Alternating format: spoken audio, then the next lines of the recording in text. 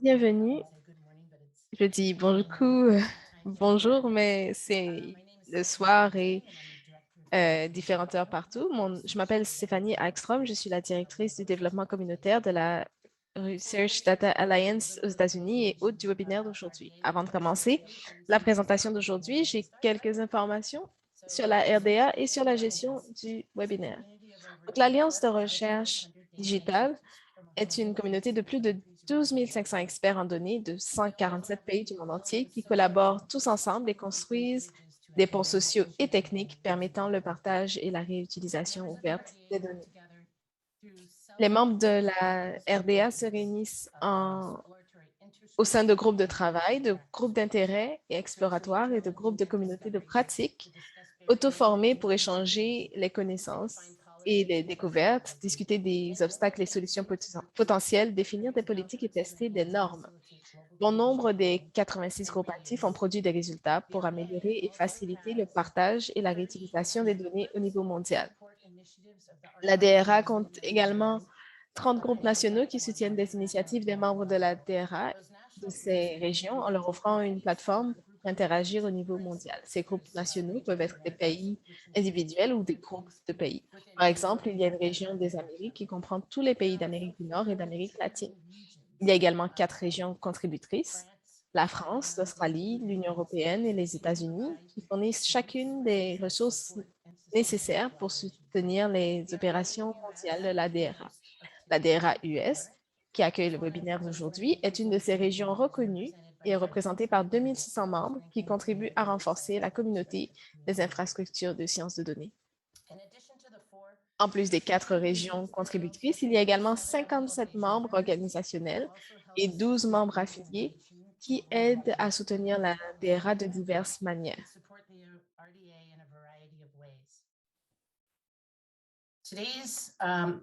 Le webinaire d'aujourd'hui, nous sommes très heureux de cela. Le webinaire d'aujourd'hui sera traduit en direct de l'anglais vers le français. Si vous voulez écouter l'interprétation en français, sélectionnez s'il vous plaît le globe au bas de votre écran. Nous allons également enregistrer cette présentation à la fois en anglais et en français. Ces enregistrements seront prêts et nous ajouterons un lien vers l'enregistrement sur la page du site de la DRA. Les diapositives seront également téléchargées sur cette page. Nous avons prévu du temps à la fin du webinaire pour les questions. Si vous voulez interagir avec les présentateurs, vous pouvez prendre la parole, sélectionner l'option main levée dans votre panneau de contrôle Zoom. Nous allons vous désactiver pour que vous puissiez vous enlever sur main pour poser votre question. J'ai donc le plaisir de vous présenter le webinaire Outils et ressources pour l'usage des données métriques organisé par la DRA-US, présenté par le groupe de travail sur les mesures d'utilisation des données. Donc, je vais demander aux présentateurs d'allumer leur caméra pour que je puisse les présenter. Notre premier intervenant sera Ian Bruno, directeur des initiatives en matière de données au Centre de données cristallographiques de Cambridge, CCDC, au Royaume-Uni. Notre deuxième intervenant sera Daniela Lewenberg, Senior Data Publishing Product à l'Université de Californie au bureau du président des États-Unis. Nos troisième et quatrième présentateurs seront de DataSite, Matt Boyce, qui est le directeur exécutif, et Christian Garza, concepteur de produits chez DataSite en Allemagne. Je suis donc heureux de passer le micro à Ian pour commencer. Et je vous remercie tous d'être présents avec nous ici. Et merci Stéphanie, est-ce que tu peux m'entendre? Donc, je vais demander à tous les autres présentateurs de couper leur vidéo et nous allons montrer tes diapositives. Est-ce que vous pouvez voir ma première diapo? Fantastique. Merci beaucoup à tous et merci d'avoir organisé cet événement qui me donne l'opportunité de partager avec vous à la DRA US et la communauté les choses qui sont en place dans le groupe de travail sur les données métriques. Ce groupe a commencé à Berlin en 2018 et la proposition de départ était l'adoption de paramètres d'utilisation des données nécessaires pour que les données de recherche soient reconnues comme des résultats de recherche de premier ordre. Le résultat, c'est que les chercheurs et les éditeurs des institutions bénéficieraient tous de mesures qui puissent refléter l'impact de manière flat. Donc, sur ce parcours, nous avons eu un impact aux États-Unis, en Europe et en Afrique. Nous avons eu plusieurs rencontres où les discussions ont pris place par rapport à ce défi d'établir des façons durables de gérer les données et mesures d'utilisation des données. Donc, premièrement, il y a eu un sondage que nous avons fait en 2019 qui a eu beaucoup de réponses et euh, nous posions des questions sur les activités par rapport aux mesures d'utilisation des données. Nous avions des questions sur les barrières et les préoccupations sur la mise en place de tout ça. La deuxième discussion concernait les pièges potentiels des métriques d'utilisation de données. Nous avons commencé avec une enquête sur les choses qui pouvaient mal se passer. Nous avons aussi donné des considérations sur les mesures d'atténuation qui pouvaient être faites et des questions de recherche suscitées par les lacunes. Je ne vais pas aller trop en détail dans les discussions dans notre diapositive.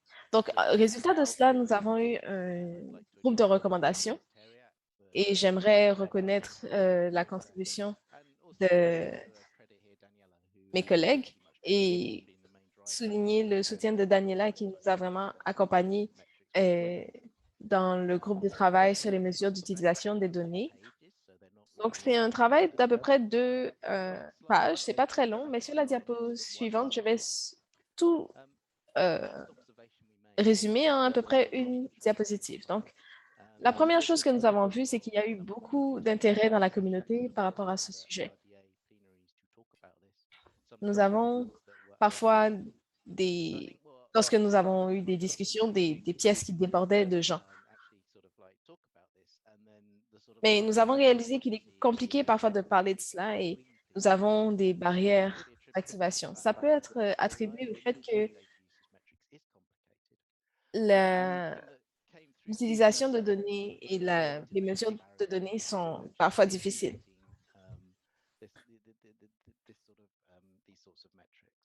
Et il y a une façon d'implémenter, de mettre en œuvre ces mesures.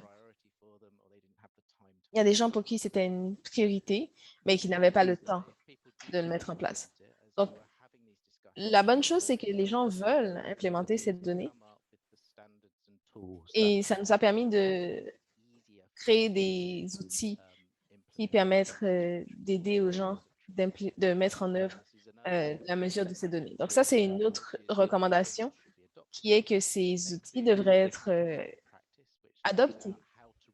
On devrait avoir un code de pratique counter pour le signalement des vues et des téléchargements pour pouvoir donner une représentation fidèle de comment les données sont utilisées, des recommandations euh, sur l'importance des données, ainsi que des rapports d'utilisation de datasets. Et vous allez entendre parler de ça un peu plus en détail dans le webinaire. Une autre recommandation que nous avons faite est euh, une des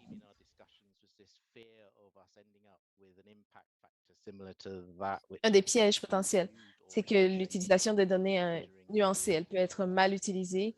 L'utilisation par défaut d'un facteur d'impact serait une très mauvaise idée. Il y a encore du travail à faire pour comprendre et surmonter les lacunes. Et ça va nous emmener à la dernière partie de la diapositive qui dit qu'il devrait contribuer à y avoir une communauté de mesures de l'utilisation des données au sein de la DRA et elle devrait travailler en étroite collaboration avec d'autres initiatives telles que Scolex. Et je pense que c'est deux branches du même but. Les initiatives Scolex, par exemple, qui parlent des barrières, va nous permettre d'avoir des façons stables de mesurer les données. L'impact du partage des données va partager beaucoup de valeurs. Donc, en un petit résumé, c'est le résumé de nos recommandations. Il va y avoir un peu plus qui va être couvert dans les questions-réponses, mais pour le moment, je vais m'arrêter et passer le micro à Daniel. Merci, Yann. Je vais prendre l'écran.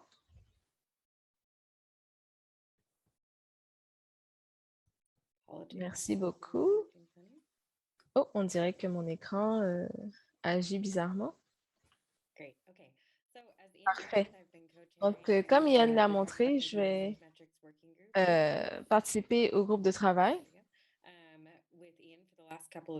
J'ai travaillé avec lui pour les dernières années et on voulait donner un peu de... On voulait donner un peu de l'aperçu du parcours que nous avons eu jusqu'ici par rapport à l'utilisation des données. Donc, pour ceux qui ne le savent pas, faire compter les données est un échange savant, un mouvement savant qui s'engage à s'assurer que de la façon dont les données sont utilisées et citées de manière ouverte, transparente et responsable.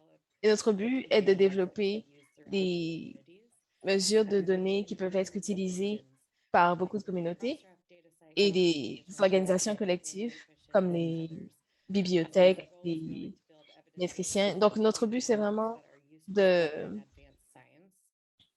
développer des mesures de données avec de la science utilisable.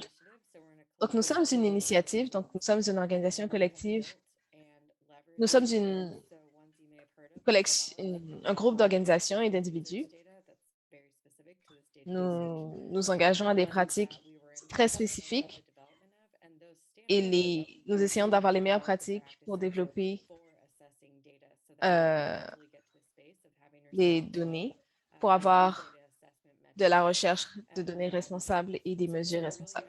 Donc, ce que nous savons vraiment par rapport à cela, c'est que les données sont, les mesures de données libres sont très puissantes pour le partage de données. Et le grand facteur clé ici, c'est que nous avons besoin d'un corpus ouvert par rapport de vues, de téléchargement et de citation. Nous avons été très concentrés sur la citation des données et on parle spécifiquement de l'usage et de la téléchargement et voir comment on peut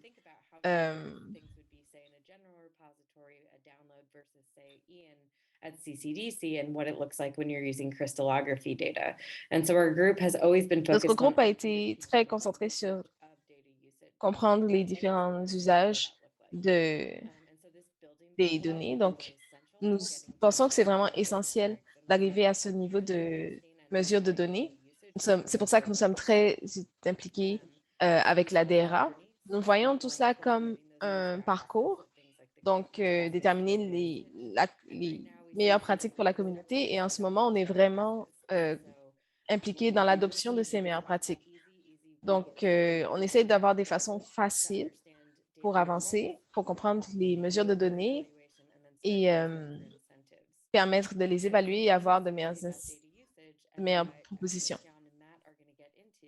Nous allons voir aussi en plus en détail le service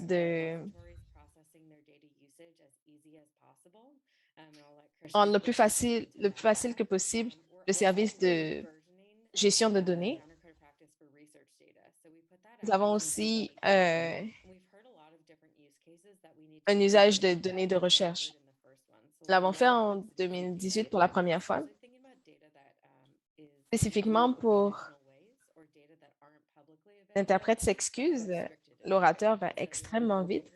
Donc, nous avons un groupe de travail maintenant qui nous permet de passer à ça. Nous avons aussi, pour les métadonnées complexes, une campagne que vous pouvez trouver sur Twitter pour un webinaire que nous avons par rapport aux problématiques vues en lien avec les métadonnées.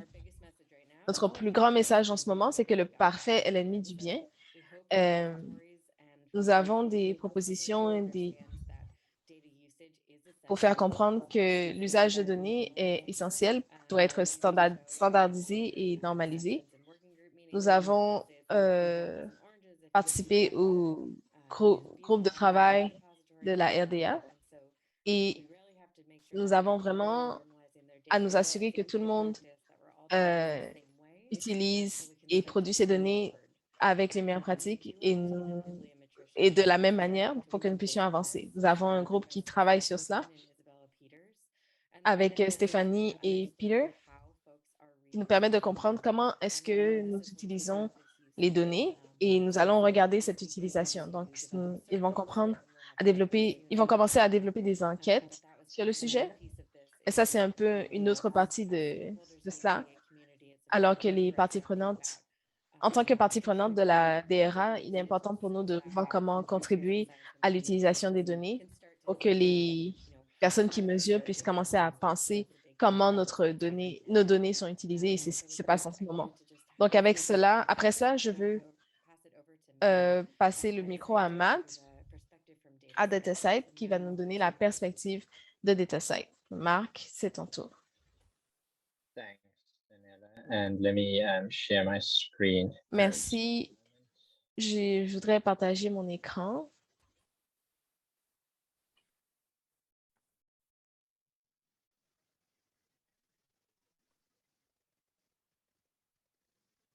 Sorry, just a moment. Désolé, juste un petit délai. C'est un défi, c'est tout un défi de le faire depuis un iPad.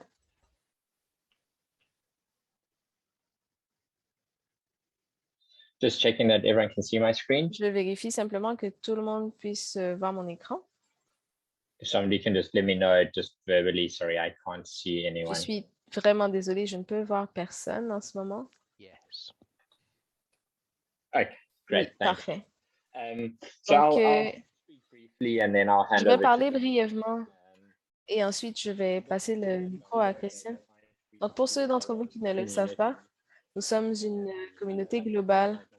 Nous avons des organisations et des membres de plus de 50 pays qui travaillent ensemble pour une organisation à but non lucratif. Nous permettons d'avoir des services pour les communautés. Et lorsque nous parlons de notre vision, ce dont nous parlons, c'est d'avoir un ensemble de données autour de la mesure de données et qui se concentre. Nous nous concentrons sur le fait de mettre en place un plan qui va arriver autour des services. L'interprète s'excuse. Il y a de la coupure sur la ligne. L'année dernière, nous avons eu un travail extensif autour de l'efficacité. Et je voulais simplement passer dessus pour vous rappeler que c'était important de comprendre comment nous construisons notre infrastructure pour rendre cela simple et facile pour la communauté. Et nous avons une vision vraiment importante autour de ces services pour les rendre durables et gérer la façon dont nous utilisons les données. Je vais me concentrer sur un pilier qui est vraiment relié aux mesures de données et c'est très connecté c'est vraiment connecté au fait de connecter les ressources savantes à travers les métadonnées pour pouvoir dire qu'est-ce qui se passe à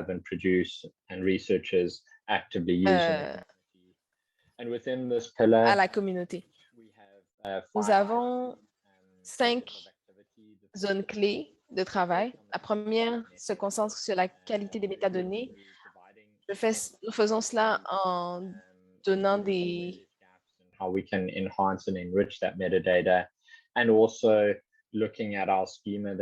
aperçus aux membres pour leur permettre de savoir qu'est-ce qui se passe.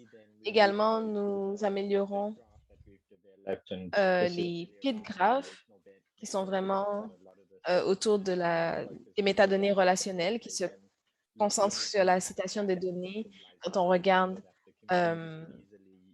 des tableaux de bord et des workflows and implement this des graphiques visuels qui nous permettent de comprendre activities. les données sur les Thirdly, activités. Troisièmement, metrics. on regarde les statistiques, les mesures spécifiquement. Donc, en ce moment, on parle de... Making this simple, making it easy. On essaye de rendre ça simple, le plus facile que possible. Et j'aime vraiment que Daniel ait mentionné que nous devons commencer par rapport aux journaux d'utilisation. Ce n'est pas parfait, mais nous ne pouvons pas, nous devons commencer à utiliser ces services et à bénéficier de cela en tant que communauté. Cela nous emmène aussi au quatrième point qui permet de supporter la mise en œuvre juste et les flux de travail. Et finalement, la cinquième zone, c'est nous permet d'améliorer les solutions de découverte à travers les connexions et la réutilisation des données de recherche. Et avec tout cela, je vais passer la parole à Christian qui va nous parler de certains des services et outils, spécifiquement le and have a proof of concept and the direction that this is going and how the community is going to be able to le processus de traitement des données que nous sommes en train de développer et que nous allons avoir très tôt. Donc, Christian. Thank you, Matt. Can you hear me well there? Merci, Matt. Est-ce que vous pouvez m'entendre? Je pense que oui. Oui. Thank you, everybody. Parfait. Merci beaucoup. Donc, Daniela and Ian. je vais juste revenir à ce que Ian a dit au début, juste pour expliquer.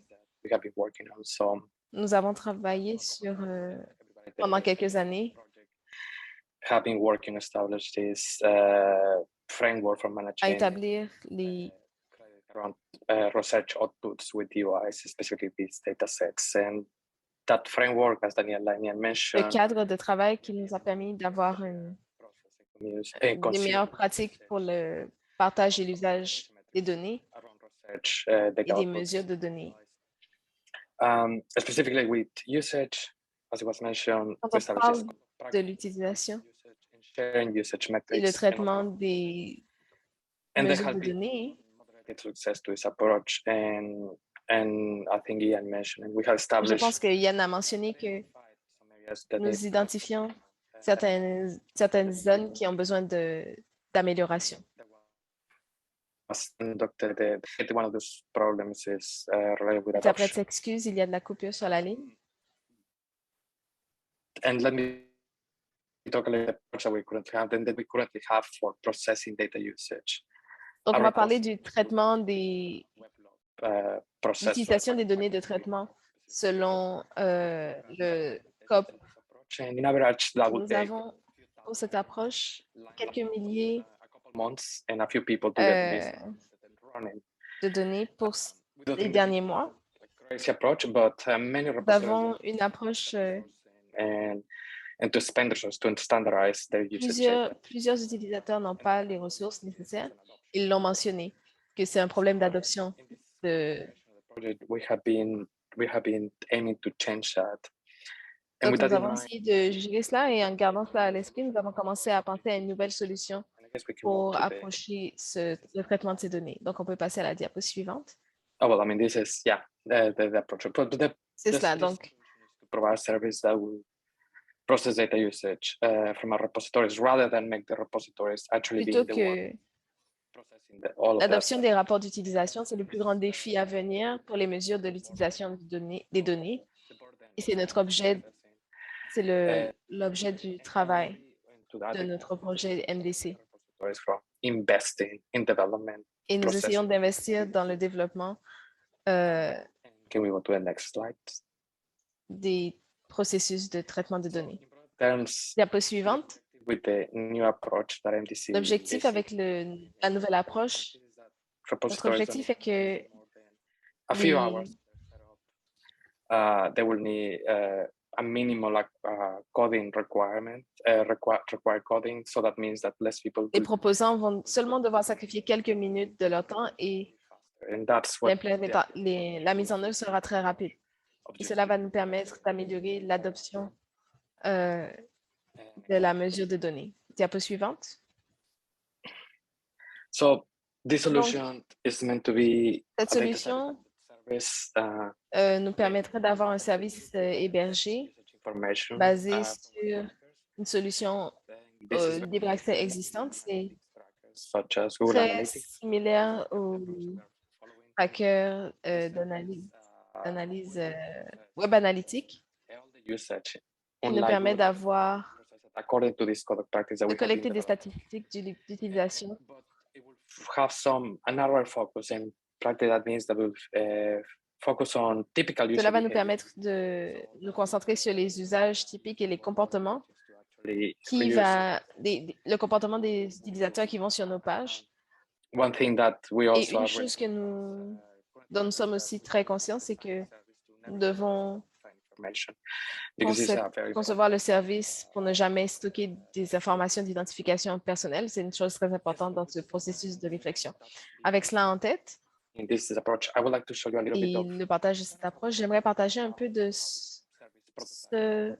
how we currently la façon dont le processus va fonctionner et à quelle étape nous sommes. Donc, si on peut passer à la diapo suivante. Thank you. So, as a user Donc, at this service, you will need to have a repository. Pour ce service, vous allez devoir demander ou activer la capture de l'utilisation avec DataSeed. Vous allez avoir votre identifiant de suivi et vous allez pouvoir ajouter le snippet suivant avec votre identification de suivi et votre DOI dans le fichier head des pages de destination de votre DOI. C'est simplement un copier-coller. Et la seule chose qui est requise, c'est de mettre cela dans votre de suivi.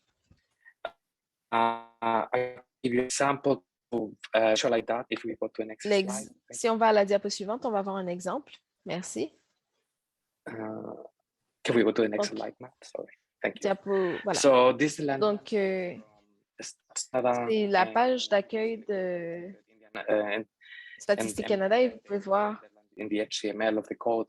Que le code est collé dans le corps du... On voit le tracker ID dans le... And the view the landing page obviously needs to be replaced by the Et sur la page, sur le site et sur la page, il y a le contenu du DOI. Mais c'est aussi simple. On a simplement de coller le code de suivi des pages de destination DOI et de mettre le nom du DOI dans le champ de suivi.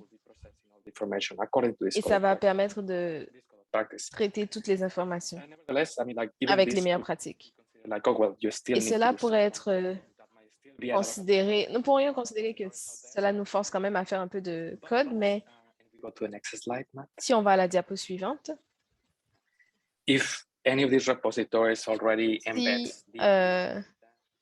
sur le site, or Dublin Core, on trouve schema.org ou Dublin Core, on n'aura pas besoin d'ajouter le DOI, le nom de DOI. Le snippet va simplement utiliser le nom du DOI automatiquement. Nous allons nous en occuper d'identifier la page d'accueil et toute l'information pour que nous puissions l'utiliser. Et nous allons pouvoir commencer à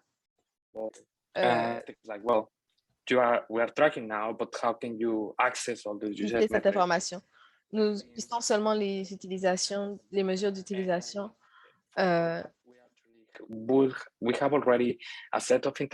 avons déjà un set d'interfaces qui peuvent être utilisées. Je vais parler un peu plus de ces sites. Donc, si on va à la prochaine diapositive. All these particular views and numbers get collected and they will be into the pipe, which contain many. Excuse, il y a beaucoup de coupures sur la ligne. Of this pipeline, donc, l'accès aux statistiques d'utilisation va être possible grâce à de nombreuses interfaces. Nous avons DataSite Fabrica, qui est le service principal. Nous avons aussi c'est l'endroit où vous pouvez voir ces mesures. Nous avons aussi des interfaces web comme DataSite Commons qui va permettre d'avoir toute l'information traitée. Services are APIs. Un autre site que nous avons, c'est le From DataSite and the REST APIs. API You can access de, to all de these. DataSite auquel vous Euh, pouvez accéder pour avoir les mesures d'utilisation. Une autre chose, c'est que le traitement des mesures d'utilisation ne se passe pas tout en même temps. Il y a toujours un temps, un délai entre l'enregistrement des informations et leur disponibilité. Ça peut arriver. Tout en gardant ça à l'esprit, c'est à peu près un peu une présentation de... Je pense que c'est mon avant-dernière diapo. Ah non, j'en ai encore. Est-ce qu'on peut aller à la prochaine? Parfait. Donc, le service est en ce moment un prototype. Mais lorsque le service sera vraiment lancé, vous allez pouvoir tirer avantage de tout ça. Aujourd'hui, nous avons une preuve de concept. Comme j'ai mentionné, c'est une preuve de concept qui contient seulement une partie de la fonctionnalité complète. Dans quelques mois, si on va à la diapo suivante, nous allons donner une version minimale du produit qui se conforme au counter, aux exigences du counter.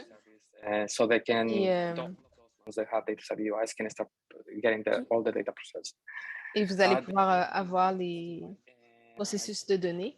Dans la boîte de chat, si vous êtes intéressé à voir comment ça fonctionne, on va vous coller le lien. Vous pourrez voir vous pouvez vous inscrire avec le lien pour pouvoir voir comment vous pourrez avoir des notifications sur chaque Thanks, Christian. pour chaque mise à jour que nous faisons. Merci, Christiane. Donc, je pense que nous allons maintenant ouvrir la parole aux questions. Si vous nous en avez ici, j'ai noté que dans la boîte de questions-réponses, nous avons quelques questions. La première concerne la citation de données. Donc,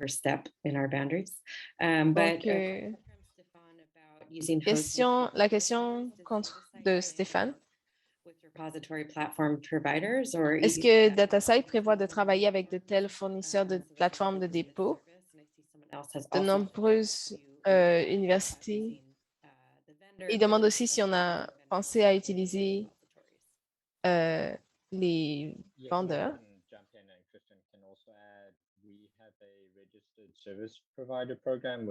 Donc, nous avons un programme enregistré où nous travaillons avec des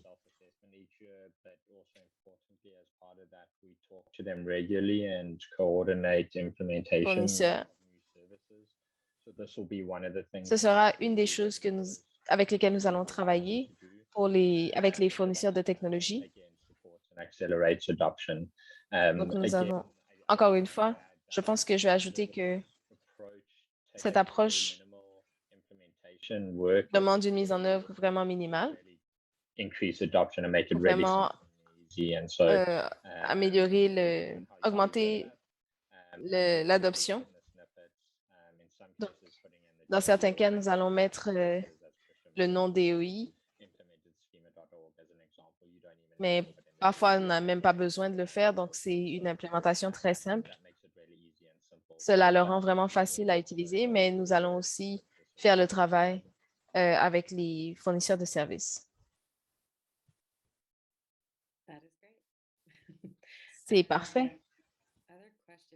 Une autre question que vous avez mis dans le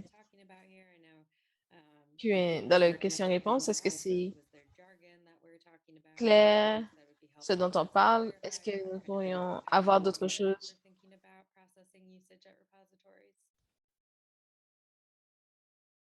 question à propos de la clarté des sujets que nous avons abordés. Comment est-ce qu'on est arrivé jusque-là? Parfait, groupe. Il y a beaucoup d'entre vous ici. Les gens peuvent lever la main s'ils veulent poser la question directement. Parfait, Michael.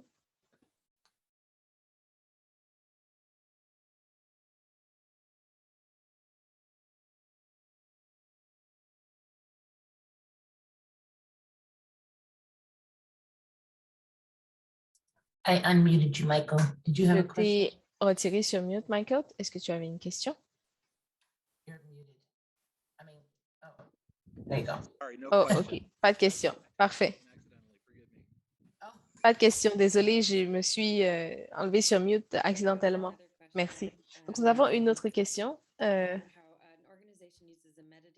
qui parle de notre organisation utilise un catalogue de métadonnées qui est disponible avec un site différent dédié. Est-ce que vous pouvez poser Est-ce que les pages DOI sont associées? Christian, I'm looking at you. Yeah, I think that's a very good Oui, question. Christian, je te regarde. Donc, c'est une très bonne question. Donc, si je comprends bien, vous avez un endroit où vous pouvez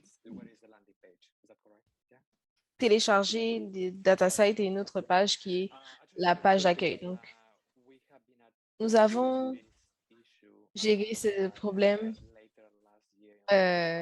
dernièrement, l'an dernier, plus tard l'an dernier. Vous allez être capable de mettre ces deux éléments sur la même page, mais vous pouvez aussi les mettre une page avec le téléchargement et l'autre avec la vue de la page d'accueil. Vous pouvez en fait séparer les deux. La seule considération, c'est que l'autre page doit avoir une façon d'obtenir le nom DOI sur la page d'accueil, de la page d'accueil. Mais oui, ça va être possible.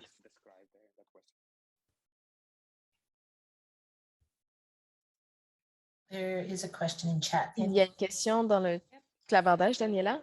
Oui. Donc, Jason veut savoir, est-ce qu'il y a des plans pour avoir des impact scores qui peuvent être attribués non seulement au DOI, mais aussi aux auteurs et propriétaires du DOI? Donc, oui, je pense que nous devons traiter cela comme, je pense, nous devons penser à quelle est l'approche, la bonne approche. J'aime utiliser particulièrement en ce moment. Je pense que le cœur de cela est qu'est-ce que nous voulons dire par des scores d'impact spécifiquement qui peuvent être attribués non seulement à l'auteur individuel, qui peuvent être liés au DOI, mais la question, je pense, est où est-ce que cela s'arrête et comment est-ce que la communauté utilise cela? Est-ce qu'on crée un profil? Je pense que je vois, j'imagine, le point fondamental est de prendre la première étape et d'utiliser des mesures et voir comment on utilise cela par rapport aux API et voir comment nous pouvons évoluer en tant que communauté pour établir les meilleures pratiques autour de cela. Donc, je dirais plus spécifiquement, et je sais que je parle beaucoup ici, mais je pense qu'il n'y a pas encore d'entente spécifique à propos de cela, mais nous aurons des discussions par rapport à cela lorsque nous aurons tout le processus mis en œuvre et que nous pourrons faire un peu plus de travail sur ces choses. Donc, je ne sais pas si j'ai vraiment adressé la question. Je ne pense pas que je puisse donner une réponse spécifique, à moins que tu donnes un peu plus de contexte, Jason. Merci, Matt. Si je peux juste ajouter un peu plus à cela, je pense que j'ai été Je voudrais appuyer le fait que nous devons commencer à mettre de l'information sur la table pour que nous puissions commencer à utiliser ces choses et nous devrions faire attention à ne pas sauter trop loin par rapport aux données, juste pour commencer à comprendre ce que cela nous dit. Dès le début, on a des questions qui sont assez récurrentes. Nous allons avoir différents nombres pour différentes disciplines. Comment est-ce qu'on utilise cela de manière utile pour avoir des scores d'impact? Qu'est-ce que ce score nous dit vraiment? Pour pouvoir collecter les nombres, il faut comprendre comment on doit démontrer l'importance de cela et ce que cela concerne, définitivement. Je sais qu'il y a un commentaire ici dans les questions par rapport au fait que le fait de citer ne veut pas dire réutiliser. Et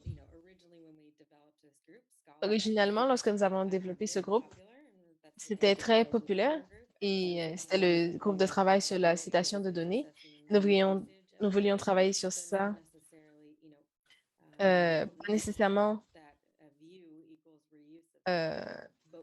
comment ça se passe. Nous ne savons pas vraiment si vous réutilisez les données, mais nous voulons utiliser les données d'usage. C'est pour cela que nous nous concentrons spécifiquement ici sur des indicateurs, d'autres indicateurs potentiels comme mais dans ce groupe spécifiquement, nous sommes concentrés sur les vues et les téléchargements. Est-ce qu'il y a d'autres questions?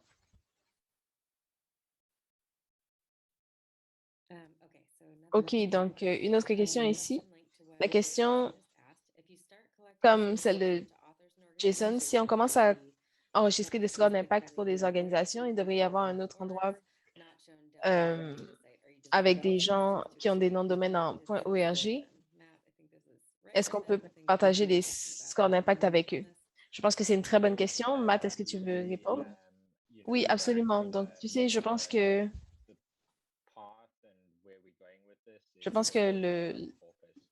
là où on s'en va avec ça, c'est de créer un campus ouvert où la communauté peut échanger et réutiliser l'information. Il y a beaucoup de différentes questions qui ont besoin d'être répondues en termes de auxquelles les données peuvent répondre. Et nous essayons de créer une solution centrale qui répond à toutes les questions, qui nous permettent d'avoir l'information de base et qui nous permettent de mettre les mesures dans l'infrastructure ouverte et qui peut être utilisée par n'importe qui dans la communauté.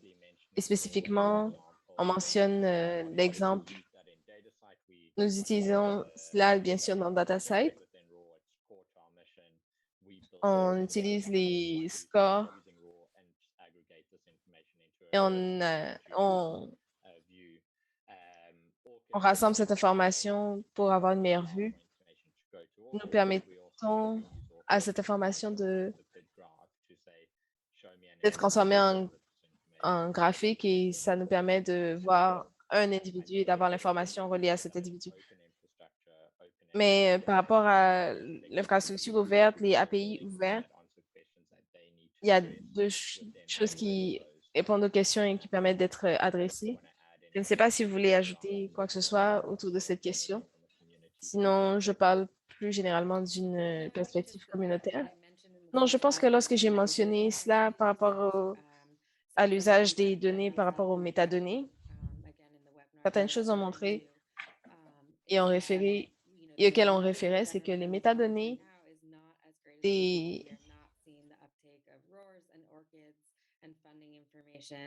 n'avons And so this is actually information that should be collected. Cette information devrait être retenue pour nous avons besoin de meilleures métadonnées. Donc, c'est en fait la responsabilité de DataSite d'être capable de montrer cela et de permettre aux gens d'avoir accès à cela. Donc, c'est toutes les personnes qui sont ici et impliquées dans le monde de la donnée, c'est un appel à vous pour voir comment on peut mettre à disposition des données qui peuvent être utilisables par DataSite. Daniel, nous avons une main levée. Yeah, I had an Oui, interesting thought, and I don't know j'ai une pensée intéressante. Je ne sais pas si ça a été discuté par par rapport à l'attribution des sujets et d'avoir des dépôts de mesures, des recueils de mesures. Si je veux télécharger des données qui contiennent des métadonnées, est-ce qu'il peut y avoir des options où les tags de métadonnées, il y a les... Qu'est-ce qui se passe à propos des données? Est-ce qu'on veut l'utiliser ou la réutiliser? Là où il y a des mesures And that could be an interesting thing where maybe des balises métriques. Parfois, il y a des gens qui que ça ne dérange pas de donner des données en téléchargeant des données, mais ça pourrait être intéressant. Yeah, thanks for sharing. Merci d'avoir partagé. Je pense qu'il y a quelque chose d'intéressant là, quelque chose à penser sur les préoccupations de vie privée. Mais si on pouvait avoir au moins quelques données démographiques, ce serait très utile. Et le vrai défi avec le fait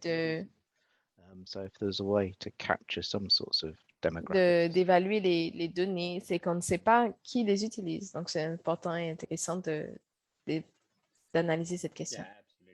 Oui, absolument. Je voulais simplement ajouter que je pense que c'est une pensée intéressante et cet élément de confidentialité, c'est quelque chose qui me vient à l'esprit et nous devons penser à comment c'est géré. Et je pense qu'il pourrait y avoir quelque chose d'intéressant, une évolution intéressante du suivi. Et encore une fois, qui nous ramène à commençons et adoptons et utilisons le suivi qui va nous permettre d'aller vers une infrastructure ouverte et avoir un usage responsable et réutilisation de l'information et des mesures des données qui nous arrivent. Nous avons un autre commentaire sur le fait qui capture les autres façons dont les données ont été utilisées et comment nous pouvons nous concentrer sur cela et les téléchargements. Je recommande définitivement de vérifier, d'aller voir cela et nous ne croyons pas que les téléchargements sont les seules données que nous devons regarder parce que tout le monde était vraiment concentré sur les données de suivi et les citations, mais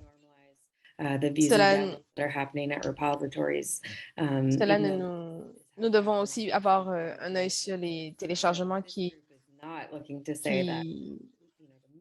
se fondent dans nos recueils de données. Donc, nous ne sommes pas en train de dire dans ce groupe que les téléchargements sont les plus importants, mais nous sommes simplement en train de dire que nous concentrons spécifiquement sur les téléchargements en essayant de contribuer au maximum à cette grande communauté de données.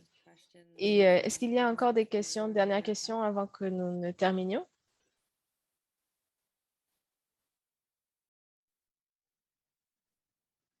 A couple in chat. Oui, il y en a quelques-unes dans le clavardage.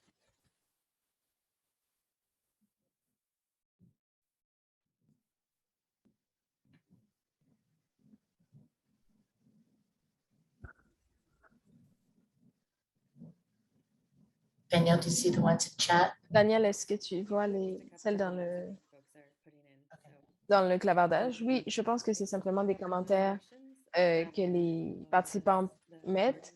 Donc, s'il n'y a pas plus de commentaires, les diapositives et l'enregistrement sera mis à votre dispositif. Nous vous invitons à continuer d'avancer vers quelque chose qui est quand même assez facile.